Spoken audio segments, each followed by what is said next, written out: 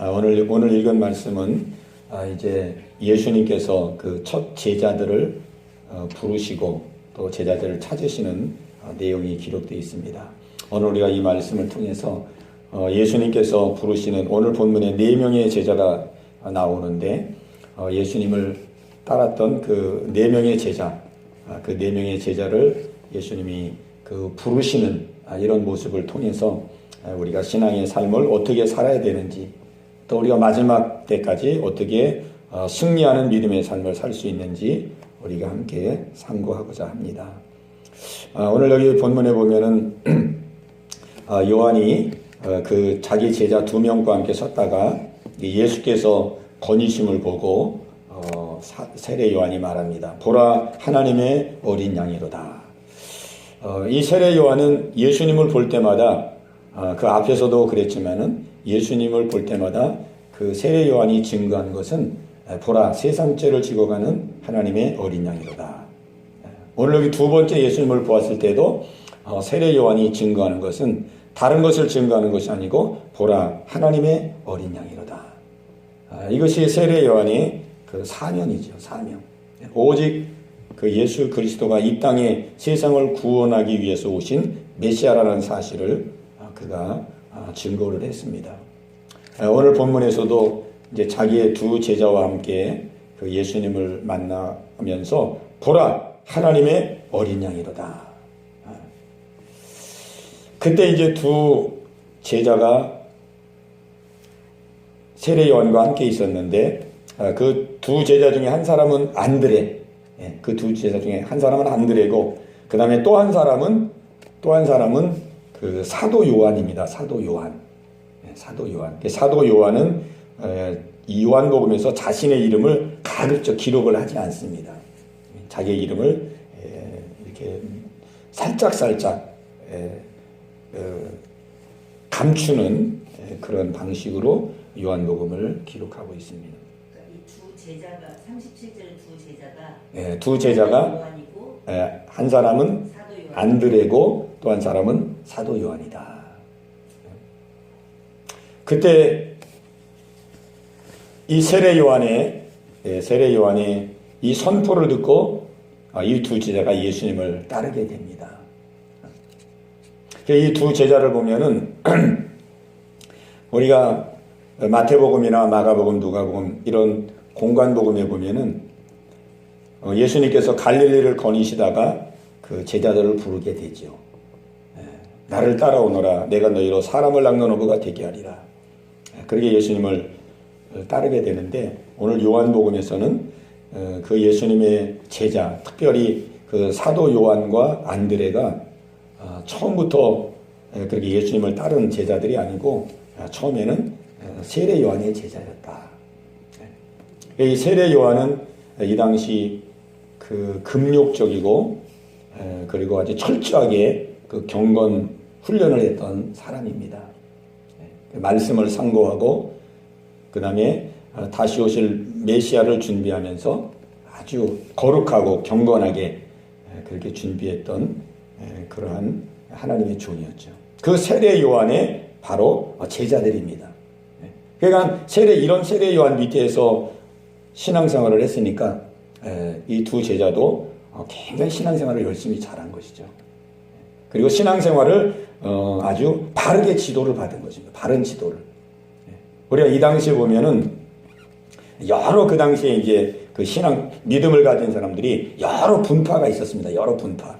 한 분파는 바리새파가 있고, 그 다음에 한 분파는 사두개인파가 있고, 그 다음에 에세네파가 있고, 그 다음에 열심당원파가 있고, 그 다음에 헤롯당파가 있고, 이렇게 여러 분파가 있었습니다. 분파가 있어가지고 조금씩 그 신앙생활하는 양상이 조금씩 달랐거든요.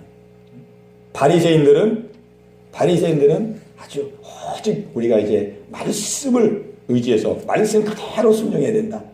그렇게 시작한 게 이게 바리새파입니다. 그 바리새파가 처음에는 굉장히 순수한 동기로 시작을 했죠. 하나님의 말씀 그대로 우리가 순종해서 우리가 다시는 하나님의 심판을 받지 아니하고 이제 우리가 말씀을 순종해서 정말 우리가 이제 하나님의 큰 복을 받아야 된다. 근데 말씀 강조하다가 너무 그게 이제 너무 지나쳐가지고 하나님의 말씀을 잘 지키기 위해서 이 말씀의 세부 조항들을 이제 자꾸 만들어가기 시작했죠. 대표적인 게 이제 안식일 규정 같은 거, 안식일 규정, 뭐 금식에 관한 거, 이런 것들을 더 잘 지키기 위해서 세부 조항을 막 만들어 나갔습니다. 그래가지고 세부 조항을 만들다 보니까 613가지가 만들어진 거예요. 그건 이제 성경에 나와 있지도 않고 자기들이 이렇게 만든 거죠. 이렇게 만든 것이 이제 쭉 대를 거쳐서 이제 전통으로 유전이 내려오게 되죠. 그래서 안식일 날은 뭐 어디 멀리 가도 안 되고, 그 다음에 밥해 먹어도 안 되고, 불을 사용해도 안 되고, 뭐 외출해도 안 되고, 뭐 여러 가지 조항을 만들었죠. 그러니까 지금도 그 전통 유대인들은 안식일을 철저하게 지킵니다. 그렇게 하다 보니까 이제는 말씀보다도 이제 전통을 더 크게 여기게 됐습니다. 말씀보다 자기들이 만든 전통을 더 크게 여기게 됩니다. 그러다 보니까 이제 말씀을 등한시하게 되고 그냥 거칠에 빠지게 되고 그 하나님의 말씀의 깊은 의미와 뜻보다는 그냥 형식주의에 빠지고 그러면서 이 변질이 됐거든요. 예수님 시대의 바리새인들은 다 변질된 바리새인들이죠. 거의가. 물론 순수한 사람들도 있었지만 거의 변질된 바리새인. 그리고 사두개인들은 이거는 현실주의자거든요. 현실주의자. 구약도 모세 오경만 믿고 부활도 안 믿고 천국도 안 믿고 영적인 존재를 안 믿고 아주 그 로마 당국과 결탁을 해가지고 현실적인 이득을 많이 챙기는 현실주의자들. 근데 SNF파들은 이 쿰란 공동체라고 그래가지고 아주 동굴이나 이런 사막이나 이런 데 들어가가지고 아주 금욕적인 생활을 하는 사람들입니다. 그러니까 오직 말씀과 기도에 집중하는 사람들이에요. 이 사람들은. 하나님의 은혜를 사모하고 메시아를 기다리는 그런 사람들이죠. 그러니까 세상의 향락이나 뭐 쾌락이나 이런 것들을 다 거부하는 사람. 또 열심당원은 그 당시에 우리가 이렇게만 있을 수가 있느냐. 우리도 힘을 규합해서 저 로마를 뒤엎어야 된다. 그런 신앙적인 무리들이 이것이 열심당원이죠. 헤롯 당파는 완전히 그는 권력기관에 붙어가지고 권력기관과 그냥 한통속이 돼가지고 그렇게 했던 무리들이 헤롯 당파입니다. 이렇게 그 당시에는 여러 무리가 있었는데 이제 신학적으로 이 세례 요한은 아마도 SNA파에 있었을 것이다. 이렇게 추측을 합니다. 그건 뭐 어디에 성경에는 안 나와 있는 거니까 그냥 그럴 것이다 정도죠. 왜냐하면 세례 요한도 광야에 있었고 약대터롯을 입고 메뚜기를 먹고 석청을 먹고 아주 금욕적으로 세상 걸 다 타산하고 오직 말씀과 기도로 그 메시아를 기다리며 준비했던 사람이기 때문에 SNF였을 것이다. 뭐 그렇지 않다고 또 말하는 사람들도 있고 그러나 이제 대개 세례 요한은 그런 분위기 속에서 생활한 사람인데 그런 SNF파 중에서도 이 제자들이 이 사도 요한과 이 안드레가 세례 요한의 제자가 됐다는 거 이것이 이제 굉장히 중요하거든요. 세례 요한으로부터 신앙 지도를 받았다는 것. 바리새파에 만약에 들어갔더라면은 이 사람들도 그냥 뻣뻣해가지고 그냥 전통을 크게 여기고 유전을 크게 여기고 아주 외식적 위선적으로 그렇게 할 텐데 바리새파에 속하지도 않고 또 사두개파에 속했다라면 또 막 현실주의자로 나갔을 텐데 그렇지도 않고 또 열심당원에 만약에 소속됐다 그러면은 이 사람들이 막 그냥 힘을 규합해가지고 으쌰으쌰하는 데 빠질 수 있었는데 이 사람들은 그런 데 빠지지 않고 세례 요한 아주 경건하게 믿음 생활했던 성경적으로 신앙생활했던 세례 요한의 신앙적인 지도를 받았다. 이것이 이 두 제자의 하나님이 주신 큰 축복입니다. 큰 축복. 우리가 신앙 지도를 어떻게 받느냐에 따라서 굉장히 우리 신앙이 다르거든요. 잘못 빠져들면은 신앙이 그냥 확 빠져들는 거거든요. 이 사람들은 세례 요한으로부터 신앙 지도를 잘 받아서 정말 다시 오실 이 세상을 구원하실 자기를 죄에서 건지실 그 구원하실 메시아를 기다리고 있었거든요. 많은 사람들은 정치적인 메시아를 기다리는데 그래서 세례 요한이 보라 하나님의 어린 양이로다. 예수님의 권위심을 보고 보라 하나님의 어린 양이로다. 그럴 때 우리가 기다렸던, 그리고 우리 선생님이 기다렸던 그분이 바로 저분이구나. 그게 이제 벌써 마음에 딱 뭔가가 이제 온 거죠. 정확하게는 모르지만 아직 예수님을 좀 처음 보는 상황이기 때문에 정확하게는 모르지만 보라 하나님의 어린 양이로 할 때 마음이 확 끌린 거예요. 마음이 확 끌렸어요. 그 두 제자가 예수님을 따르게 된 것이죠.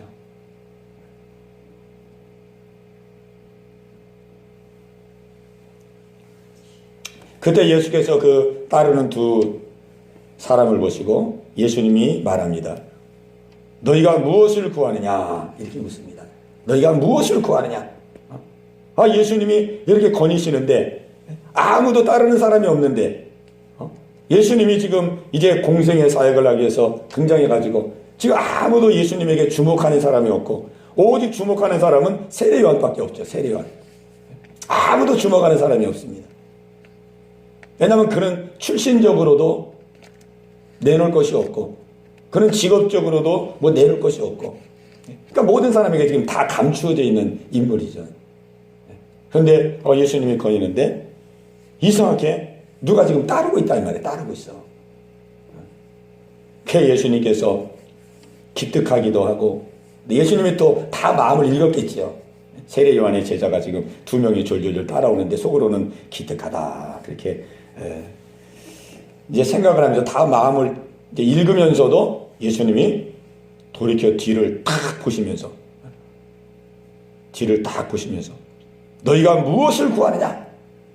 이렇게 하죠. 일침을 가한 거지. 일침. 예수님께서 너희들 참 복받은 자들이구나. 너희가 참 눈이 열린 자들이구나. 너희들 어서 오렴. 이렇게 환영하지 않고 예수님께서 돌이켜 뒤를 확 돌아보시면서 너희들은 무엇을 구하느냐? 이렇게 물었습니다. 너희는 무엇을 구하느냐? 이 말의 뜻은 너희가 지금 나로부터 무엇을 얻기를 원하느냐? 나는 이 땅에 정치적인 메시아로 온 사람이 아니고 나는 너희들에게 세상적인 어떤 부와 명예를 주기 위해서 온 사람이 아니고 나는 이 땅에 구원자로 온 메시아인데 너희가 어떤 연고로 지금 나를 따라오느냐? 너희가 무엇을 얻기를 원하느냐? 아마 보기에는 여기 이제 설명은 없지만은 아마 예수님께서 저들의 마음을 다시 한번 그 체크하는, 다시 한번 다지는, 너희가 나를 지금 따라올 때 어떠한 헛된 영광과 헛된 야망을 가지고 너희들이 따라온다면 너희들은 실패자가 될 것이다. 나는 그런 목적으로 온 사람이 아니다. 너희가 무엇을 구하느냐? 왜 지금 나를 따르느냐? 그럴 때 제자들이 그 마음을 들으면서 다시 한번 자기를 돌아봤겠죠. 그래, 우리가 지금 무엇 때문에 저분을 따르는 것인가? 그래, 저분을 따르는 것은 우리 선생님이 저분이 하나님의 어린 양이라고 했어. 저분이 이 땅을 구원하는 구원자라고 했어. 그런 마음을 다시 한번 마음에 생각했겠죠. 그러면서 대답하기를 랍비여 어디 계시오니까? 이렇게 답변을 합니다. 랍비여 어디 계시오니까? 우리가 당신을 따르는 것은 그런 세상적인 영광을 구하기 위한 것이 아니고 주님이 말씀하시는 그것을 우리도 원합니다. 그러면서 주님, 우리는 더 주님을 알기를 원합니다. 더 주님과 함께 있으면서 주님의 말씀을 듣기를 원합니다. 주님이 정말 어떤 분인지 우리가 깨닫기를 원합니다. 그게 이제 다 포함되어 있는 거죠. 랍비여 어디 계시오니까 우리가 주님이 있는 곳에 함께 있기를 원합니다. 더 알기를 원합니다. 더 깨닫기를 원합니다. 그 예수님이 그렇구나, 됐다. 그러니까 이제 예수님이 이르시되 와서 보라. 예수님이 허락을 하는 거죠. 오다가 떨어지는 거예요. 와서 보라. 와서 보라. 초청을 했습니다. 초청. 개인적으로. 할렐루야. 그래서 이제 예수님이 계신 데를 가게 되고 그날 예수님과 함께 머무시게 됩니다. 얼마나 많이 머무셨는지 모르지만 뭐 하룻밤을 보냈겠죠. 거기서 이제 예수님과 개인적으로 대화하고 또 사는 데를 보고 또 예수님께서 또 충분히 또 말씀하시겠죠. 그러면서 이제 마음에 이분이구나. 우리 선생님이 말했던 이분이 바로 그분 맞구나. 마음에 다 확신을 가진 거죠. 이것이 바로 이제 첫 제자가 예수님의 부름을 받는 모습입니다. 그러니까 이 제자는 안드레인데, 이 첫 제자가 지금 안드레와 그 사도 요한인데, 그냥 갈릴리에서 고기 잡다가 어느 날 갑자기 아무것도 모르는 그런 상황에서 부름을 받은 것이 아니고 벌써 이 두 제자는 이미 준비된 제자였다. 세례 요한으로부터 준비된 제자였다. 그래서 세례 요한을 통해서 하나님이 준비시키셨다. 세례 요한을 통해서 제자로 이미 쓰려고. 하나님은 모든 것을 다 만세전에 계획하잖아요. 만세전. 그래서 예수님은 이게 하시는 일이 어떤 때는 막 즉흥적인 것 같고 갑자기 무슨 일을 하는 것 같지만은 사실 내막을 이렇게 딱 들어가 보면은 다 만세전에 다 계획해 놓은 거거든요. 만세전. 우리도 예수를 믿는 것을 다 만세전에 준비하시고 우리를 다 계획해 놓으셔서 믿게 하듯이 이 제자들도 그냥 갈릴리 호숫가를 가다 갑자기 그냥 하나님께서 들어선 것이 아니고 다 미리미리 준비했다. 세례 요한을 붙이셔가지고 다 줍니다. 오늘 이 말씀을 보면서 이 두 제자가 정말 세례 요한을 만났다는 것이 얼마나 큰 축복인지. 만약 세례 요한을 만나지 아니하고 이들이 사모하는 마음은 있는데 이 두 사람이 지금 사모하는 마음이 있는 사람들이거든요. 이 안드레와 이 사도 요한이 이 사모하는 마음이 있는 사람입니다. 사모하는 마음이 있으니까 요한의 제자로 들어갔지. 요한이 광야에서 사는 사람인데 사모하는 은혜를 사모하지 않는다고 한다면 그 광야까지 갈 수가 없죠. 그런데 우리가 이제 현실 교회에서도 보면은 이게 사모하는 사람이 좋은 점도 있지만은 이 사모하는 사람들이 또 이단에 많이 빠지거든요. 사모하는 사람들이. 요즘 신천지에 빠지는 사람들 보면은 초신자는 거의 안 빠집니다. 다 믿음이 아주 좋은 사람, 권사님, 장로님, 막 교역자들, 목사도 빠지고 사모님도 빠지고, 그리고 막 성경을 많이 아는 사람들, 또 성경을 더 알기를 원하고 궁금한 사람들, 다 이게 열심도 있고 사모하는 마음도 있고 이런 사람이 다 빠지거든요. 이런 사람. 그리고 그 신천지의 그 미혹하는 모습을 보면은 아주 교활하게 자기의 신분을 그냥 다 숨겨가지고 아주 교묘하게 사람들을 그렇게 미혹을 하잖아요. 그 중간에 이렇게 나오는 사람들도 있지만은 그거를 딱 캐치하고 중간에 나오는 사람도 있지만은 거의 대부분은 그냥 미혹해가지고 걸려들면 그냥 끌려가거든요. 근데 그런 사람들이 거의 아주 그 은혜 받기를 원하고 막 은혜를 사모하는 이런 사람들이 많이 빠져갑니다. 그러니까 우리가 신앙생활하면서 정말 그런 잘못된 미혹에 빠지지 아니하고 바른 믿음의 길을, 주님 만나는 그 순간까지 바른 믿음의 길을 간다는 것이 얼마나 큰 축복인지 모릅니다.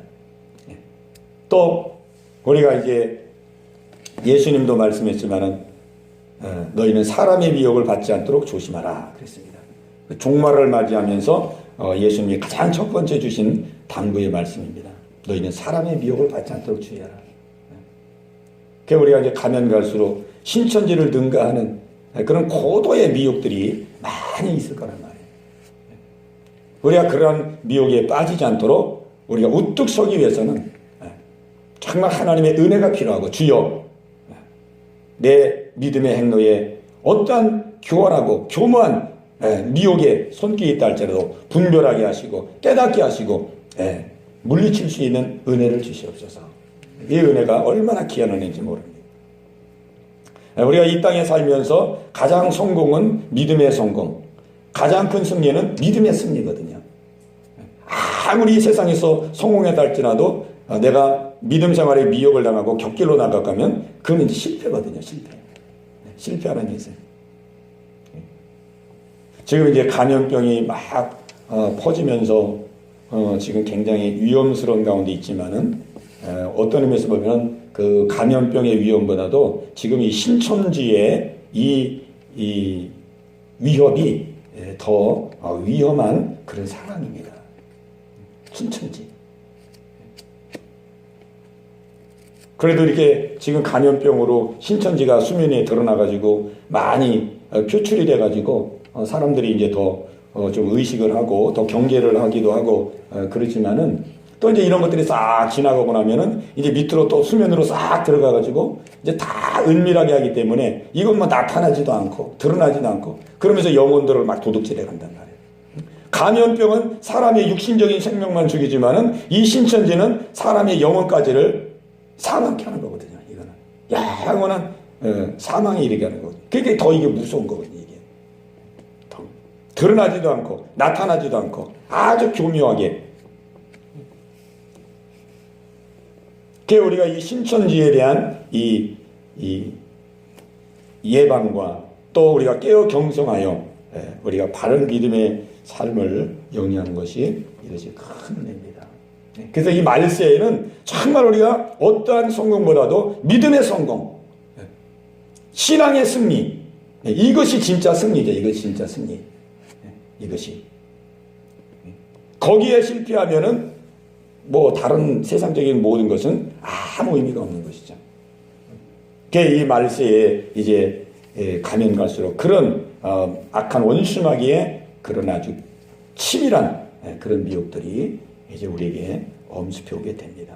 우리가 이런 모습을 볼 때 이 두 제자들은 참 이렇게 그 당시에도 뭐 바리새파도 있고 사두개파도 있고 열심당원도 있고 에세네파도 있고 막 헤롯당원도 있고 여러 신앙적인 분파들이 많이 있었는데 그 중에서 세례 요한을 만나가지고 신앙적으로 잘 지도를 받고 잘 지도를 받아서 예수님으로 잘 연결이 되고 예수님으로 잘 연결이 돼가지고 예수님의 또 예수님 안에서 믿음 생활을 잘 해가지고 나중에 정말 오순절 마가다락방 이후에 정말 온 세상에 복음을 전하는 하나님의 귀한 일꾼으로 사용됐다는 것을 생각할 때 이들은 정말 복 있는 사람들이고 이들은 진정으로 승리한 사람이다. 오늘 우리에게도 이 은혜가 있어야 될 줄로 믿습니다. 이렇게 보면은 여기 이제 네 제자가 나오는데 이 네 제자들은 거의 보면은 이 세례 요한의 영향력을 받은 사람입니다.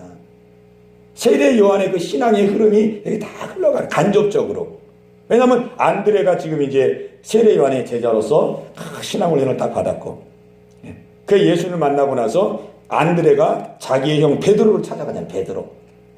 베드로를 찾아가가지고 내가 메시아를 만났는데 한번 가봅시다. 그 하나님이 역사하사 베드로가 예수님께 나가게 됩니다. 그것도 다 세례 요한의 그 지금 그 신앙 훈련을 받은 그 안드레를 통해서 베드로에게 그 복음이 전해지는 거거든요. 그리고 또 예수님이 이제 빌립을 만나게 되는데 이 빌립도 여기 44절에 보면은 이게 쭉 말씀하다가 이제 빌립에 대해서 말씀하는데 44절에 보면은 빌립은 안드레와 베드로와 한 동네 베세다 사람이다. 그렇습니다. 이거를 굳이 여기다 기록하는 걸 보면은 이게 안드레와 베드로와 한 동네 사람이다. 같이 만나고 같이 대화하고 같이 생활하고 그런 사람이라는 거죠. 그러니까 이 빌립도 이 안드레가 전했을 거란 말이에요. 안드레가 자기 형에게도 전하고 또 자기 친한 친구인 빌립에도 가서 전하고 내가 세례 요한의 그런 신앙 지도를 받고 지금까지 신앙생활을 했는데 그분이 나에게 예수님이 어떤 분인지를 가르쳐 주었고 내가 그분을 만나서 대해보니까 그분이 바로 우리가 기다리는 바로 그 메시아더라. 그 빌립도 이 안드레를 통해서 이 전도를 받은 것 같아요. 이 본문을 보면. 그래가지고 또 빌립도 이제 기뻐가지고 또 자기 친구 나다네엘에게 가서 전도를 하자. 나다네엘. 내가 선지자들이 기록한 그 사람, 율법에 기록하고 여러 선지자들이 기록한 그 사람을 우리가 만났는데 그분이 바로 요셉의 아들 나사렛 예수다. 이 나다네엘은 누구냐면은 나다네엘은 그 예수님의 제자 중에 한 사람인 바돌로메와 똑같은 인물입니다. 바돌로메와 같은 사람이 나다네엘이. 그러니까 예수님의 지금 네 제자가 지금 예수님의 첫 제자로 부르심을 받는 거예요. 그 나다네엘이 처음에는 무슨 나사렛에서 무슨 선한 것이 날 수 있어?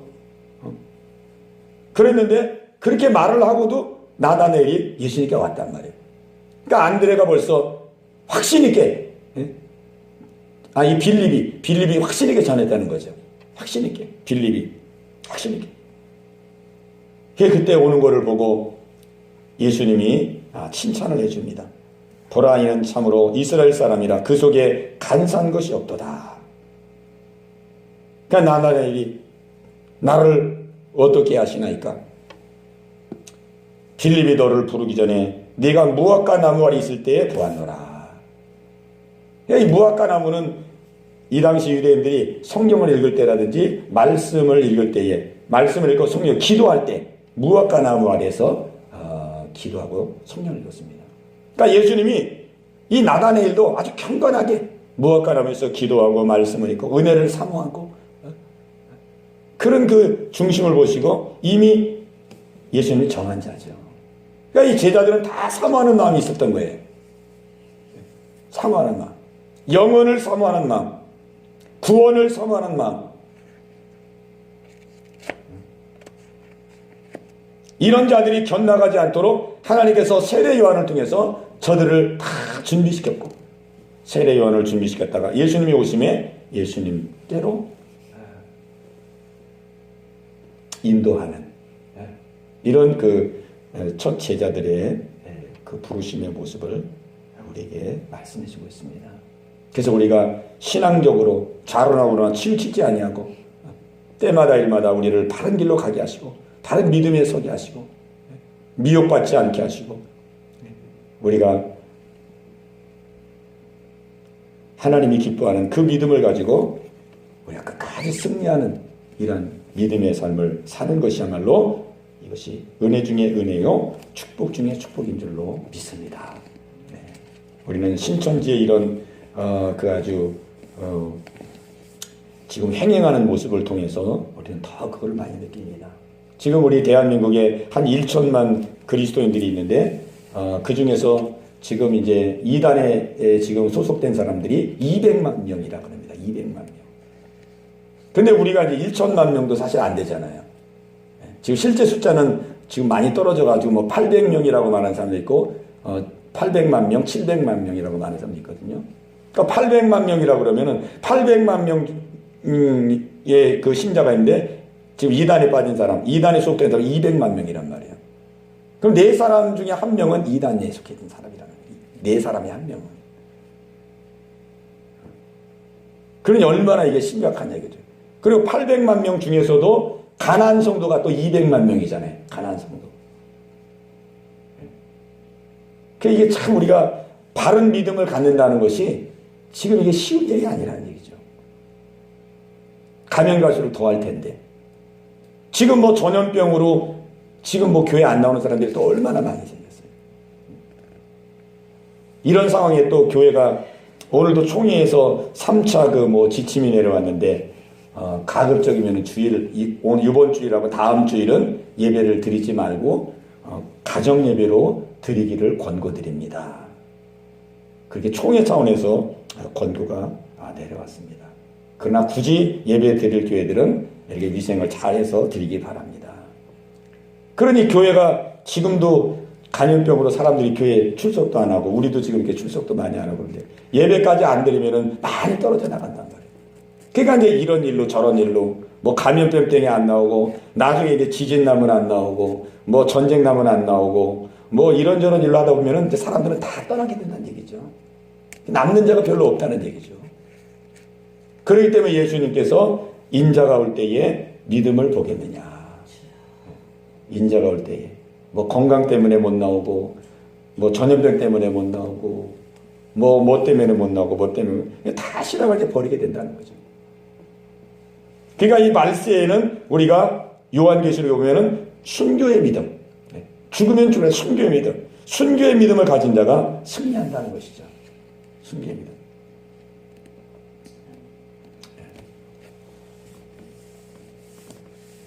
그러니까 우리가 감염병이 있다 할지라도 우리가 예배만큼은 패하지 않는 것이 우리가 해야 될 일입니다. 예배를 패하면은 그거는 모든 게 다 끝이 나는 거죠. 우리가 어떠한 상황 가운데서도 하나님을 예비하고 우리가 더 모여서 히브리서에 있는 대로 모임을 패하는 어떤 무리와 우리와 같이 함께 하지 말고 그날의 가까움을 볼수록 더 모이게 힘쓰라. 우리가 더 모여서 기도하고 하나님의 도우심을 구하고 우리가 그런 중심을 가지고 행할 때 하나님께서 이 위기와 어려움 속에서도 하나님이 지켜주시고 보호해주시고 축복해 주실 줄로 믿습니다. 아멘. 할렐루야. 아멘. 오늘 또 제자를 부르는 가운데 우리가 또 하나 살펴볼 것은 예수님은 제자를 부르시면서 놀라운 계획을 두시고 제자들을 부르셨다는 사실을 알게 됩니다. 여기 42절에 보면은 베드로가 왔을 때에 내가 요한의 아들 시몬이니 장차 게바라 하리라. 이건 그 장차 되어질 일을 약속해 주시는 겁니다. 이미 베드로에게 예수님이 뜻을 주셨다는 것을 말합니다. 계획을 주셨다. 네가 장차 이제 게바라 하리라. 게바는 베드로라는 말인데 이 베드로라는 뜻은 반석이라는 뜻입니다. 반석. 네가 이제 반석이 되리라. 네가 지금은 아주 감정적이고 즉흥적이고 덤벙대고 실수도 많고 나서기를 좋아하고 그렇지만은 네가 이제는 내 안에서 반석과 같은 믿음이 되고 네가 변화되어 반석 같은 사람이 되고 많은 사람들을 믿음의 반석 위에 세우는 그런 놀라운 일을 앞으로 하게 될 것이다. 하나님은 우리에게 계획을 두시고 인도하고 계십니다. 우리는 그 계획을 바라보면서 그 계획을 이루어 나가는 것이 우리의 믿음의 삶이죠. 그냥 부름을 받은 것이 아니고 또 나다넬에게도 예수님이 말합니다. 내가 너를 무화과 나무 아래에서 보았다므로 믿느냐? 이보다 더 큰 일을 보리라. 하나님의 이런 계획을 가지고 있습니다. 이보다 더 큰 일을 보리라. 그것은 이제 제자들을 통해서 정말 온 세계에 하나님의 복음을 전하는 복음의 일꾼으로 역군으로 그렇게 하나님께서 역사하실 것을 말씀하시는 그게 놀라운 역사가 일어날 것을 너희들이 보게 되리라. 그러면서 마지막 51절에 또 이르시되 진실로 진실로 너에게 이르노니 하늘이 열리고 하나님의 사자들이 인자 위에 오르락 내리락 하는 것을 보리라. 이건 이제 예수님이 영광을 받으셔서 영원한 나라에서 이 영광을 누리시는 모습인데 이거는 신자가 궁극적으로 누릴 그 영원한 세계, 영원한 안식, 영원한 나라에서 영광토록 영광을 누리는 축복을 얻게 될 것이다. 오늘 우리는 제자로 부름을 받았습니다. 하나님께서 과거부터 지금까지 우리를 이 모양 저 모양으로 준비하시고 믿음으로 인도하시고 미혹되지 않도록 하나님께서 인도해 주셔서 예수 그리스도를 믿게 하시고 하나님을 믿게 하시고 우리를 지금까지 인도해 주셨는데 하나님의 인도는 여기서 끝나는 것이 아니고 내가 장차 게바라 하리라. 이보다 더 큰 일을 보리라. 하나님은 우리를 향하신 큰 계획을 갖고 계십니다. 주여 이 계획이 이루어지기를 원합니다. 이 계획을 감당할 수 있도록 믿음을 하시고 은혜를 하시고 능력을 다하시옵소서. 우리가 이 뜻을 이뤄나가는 것이 우리의 사명이요 우리의 본분인 줄로 믿습니다. 아멘. 우리는 현실이 어떠한 어려움과 위기가 온다 할지라도 우리는 후퇴하는 자가 아니고 우리는 오히려 더 뚫고 나가고 전진하고 이기고 나가고 이 위기와 어려움 속에서 주님의 사명을 감당하고 주님의 계획하심을 감당하고 나가는 복된 삶을 살아야 되겠습니다. 그리고 그러한 우리 예언교회가 되어야 되겠습니다. 아멘. 이 은혜가 여러분 모두에게 있게 되시기를 주님의 이름으로 축원합니다. 아멘.